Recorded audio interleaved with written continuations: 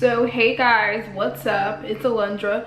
I'm back with another YouTube video. It's been a little minute and I've been super busy. If you guys don't know, which you probably don't because I don't really update my channel too often, which I should. I graduated college last May and I've just been working and super busy. So I'm just gonna be giving you guys a little story time today of my Coachella 2018. So I'm gonna try to make it quick, like a 5-minute little quick story time, because anybody got time for that? Didn't I just tell y'all I'm busy all the time? So basically me and my friends decided to go to Coachella like 2 months before. We were like, wait, we never been to Coachella and we always wanted to go, so let's just go. So we all started saving up and we bought our tickets. First we bought our housing, then we bought our tickets, then we got our flights, blase. So we get to California. First off, the tickets to fly into LA or the tickets to fly into Palm Springs were like $800. I'm like, dude, that's the Coachella ticket, so we're not doing that. So I'm like the trip planner out of all my friends. Like, I always find the deals. I know what should pop in if y'all need a travel plan. No.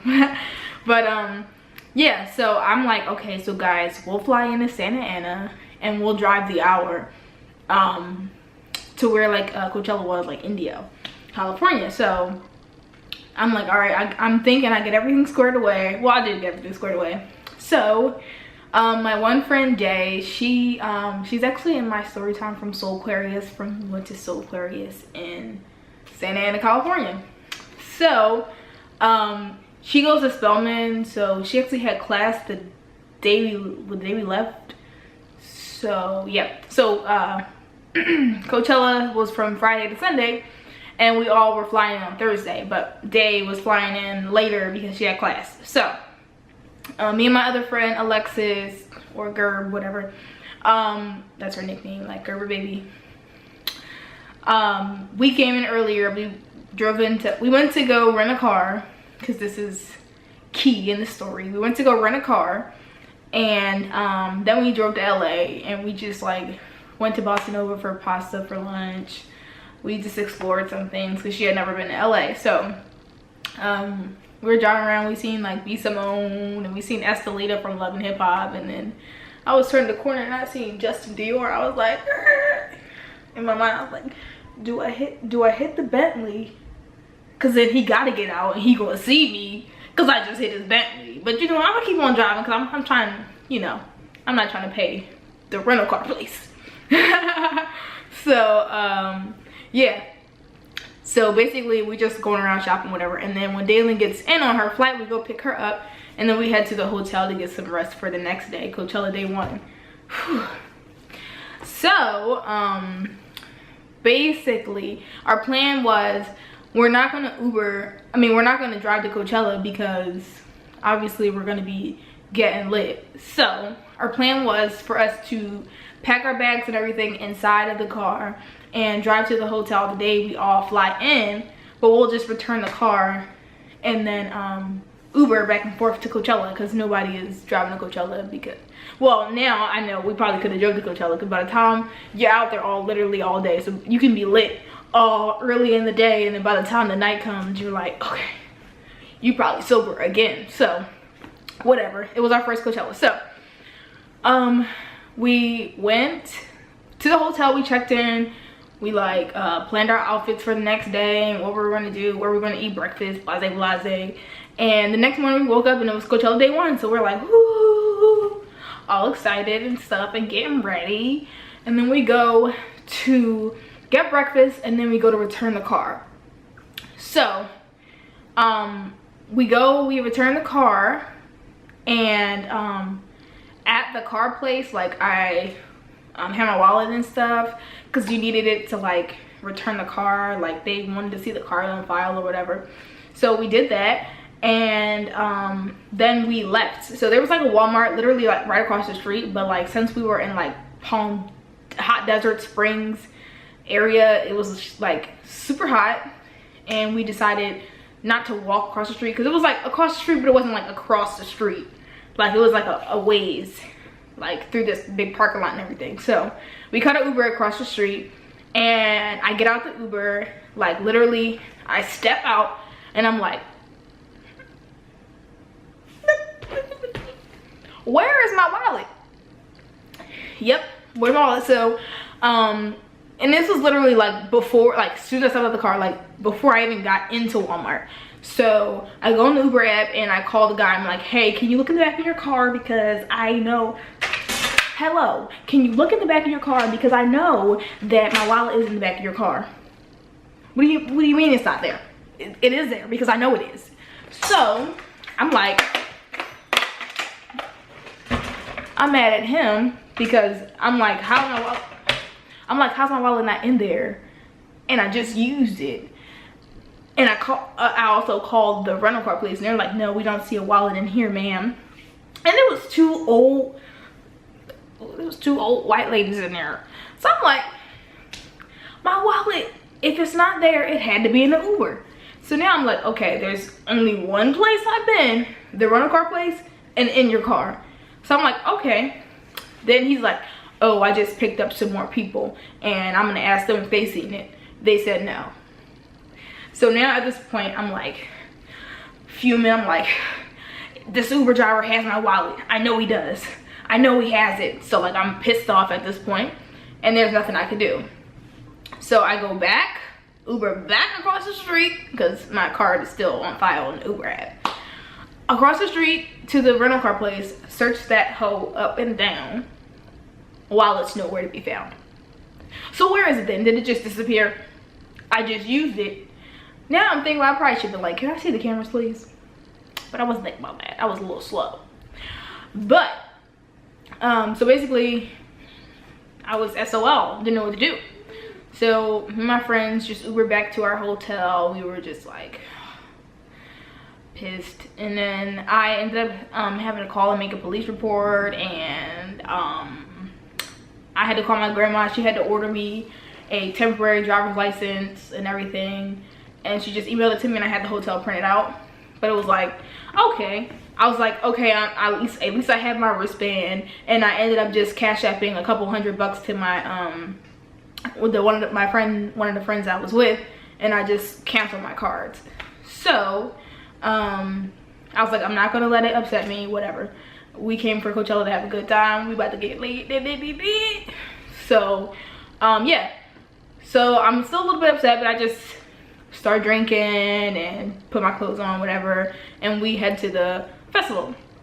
So I get to the festival, and like when you get to Coachella, they have wristbands like for like your regular Coachella wristband you have to keep on all weekend, but you get wristbands daily for if you're 21 and over. So like they say like Heineken or whatever, like it's, hush up now, sorry, yeah, it's my dog. So you get like daily wristbands for being 21. There's like ID check booths like all over the whole festival. You go, you show them your ID, really quick flash, and they put this little paper band on you.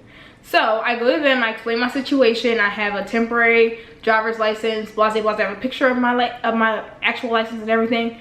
The guy there was being so rude. He was like, no, straight up, no, we don't do it. We need to see your ID. Like he was being really rude, and like, I'm like, I get it. If California laws are like, we need to see the reflective thing on your ID, I get it.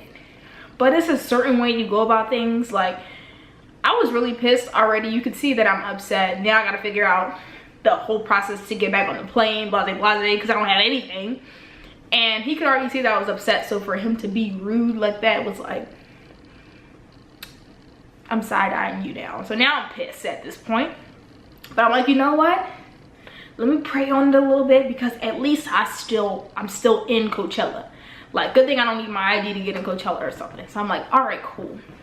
We go throughout the day, we're having a good time at the festival or whatever, and I'm like, you know what?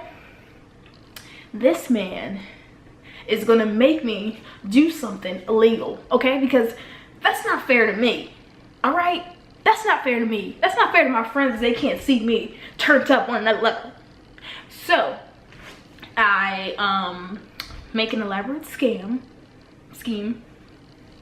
and I'm like, okay guys, these are paper wristbands. I'm gonna peel yours off and I'm gonna put it on. So I did that, and then there were ID checks all over. They literally, you show it like, and then they just like, all right, that's you, and they give you a band. So I'm like, okay, I'm gonna take yours and you're gonna get another one. So that's what I did, and I just wore it, but we ended up not even getting drinks that day. And I was kind of like nervous because I seen people, like the people who were going inside the designated, they had like designated drinking areas. They were like pulling their wristband just to make sure, and I was like, oh crap, what if it like pops off? And they like kick me out the festival for the whole weekend.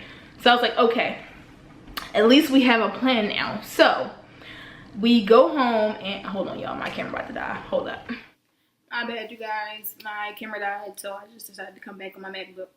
So it's gonna be a little change of, I think my tripod was a little higher, but you know what, okay. So where did I leave off? So after that we were leaving the festival or whatever, and I was like, okay, so next day we got the game plan. So we went home.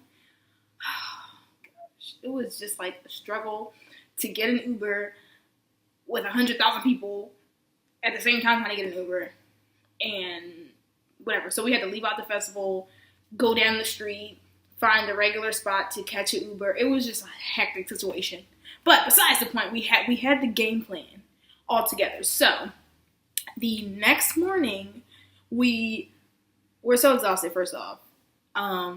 And I did watch like Coachella prep videos for when you go. So like some people will say like neti pots and stuff are essential because there's so much dirt in that desert. So blase, whatever. The next day we were like super like dragged. Like we were tired, feet hurt, nose dirty. So the next day we woke up a little later, and like we had started drinking all this stuff the next day early. Like by this time I was like, all right, forget the ID, whatever. Like I'm a criminal out here in these streets, so I already got the plan. I don't need the ID except to get back on the plane. I already got my cash. My cash strapped it, so I felt like I beat the system. Okay, woo woo. Oh. So I was like, all right, well we're gonna go, and by this time it was like 2 o'clock. So I'm like, all right, we're gonna go get lunch. We didn't even eat breakfast. We was on the unhealthy lifestyle during Coachella. I feel like everybody is. So, we went to go get pizza and salad. Yeah, don't ask why. But, yeah. And there was a Rite Aid down this. I don't have my Invisalign in. I need to put my Invisalign in. They're gonna kill me when I go back. Okay. So, there was a Rite Aid in the street. My plan was like, I need to find a Rite Aid, $1 or whatever, because I'm gonna get me some double-sided tape. Sorry, I got a text message. Okay. Yeah. So I was like, I need to get me some double-sided tape. And, yeah, I got that. Sorry, I still got this crazy text message. Somebody's dog died. And my dog right here kind of hurt my heart a little bit. Say hey, Mal. Say hey. So, so yeah, I went to Rite Aid. We got double-sided tape. And at Coachella, they didn't really check your bags. Like they say you can't bring stuff in, but you can really bring stuff in. So we brought some stuff in. You know what I'm saying. And I put the double-sided tape in my bag, like along with the blanket and everything. And he just like looking, and you keep it moving. There's so many people there. So, yeah. So when we got there, I was like, okay, you go get your wristband, and then come back to me so I can take your wristband, put my double-sided tape on there and stick it. So stick it on both sides. And then she went back and got another one. So I was like, okay, cool. Perfect. So now I beat the system. Woo, woo. That's the sound of the police. So I'm all hype, excited, and whatever. So, yeah, so I'm in the beer gardens and we're getting $13 sangrias and stuff. And yeah, so we're chilling. And, I'm trying to think. Okay, so next day, we see Beyonce, whatever. We see SZA, we see The Weeknd, we see Miguel. Miguel had such a great set. We see Alina Baraz, we see Black. We also see Max from Catfish walking into like the EDM spot. I was like, Max from Catfish? I'll insert a clip.